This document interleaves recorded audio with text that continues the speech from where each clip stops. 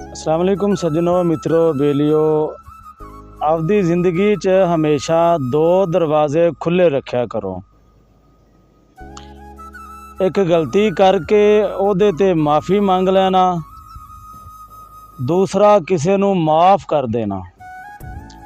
अक्सर औकात हुंदा है कि इंसान कोलों कोई गलती ना चाहते होया भी हो जाती है, तो फिर बाद ओहदे नाल डट जाता है कि गलती नहीं है, मेरा हक है। बाद इंसान नूं पता चलता है कि यार मैं गलती सी, लेकिन अपनी अनाह की खातर अपने झूठे सुकून वास्ते जिहड़ा ना उहदे ते आकड़ जाता है। अगर गलती का एहसास हो जाए तो गलती की माफ़ी मंग लैनी चाहिए है। माफ़ी मंगने च कोई हरज नहीं।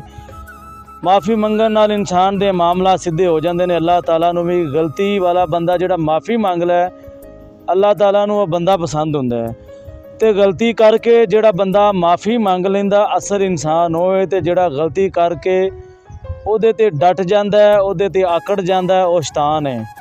इस करके दोस्तों, किसी कोलों जिंदगी च कोई गलती हो जाए, चाहदियां होया या ना चाहदियां होया, उहदे ते माफ़ी मंग लिया करो, क्योंकि अल्लाह ताला नूं इहो जिहा आजिज़ बंदा पसंद है जिहड़ा गलती करके उहदे ते माफ़ी मंगदा है।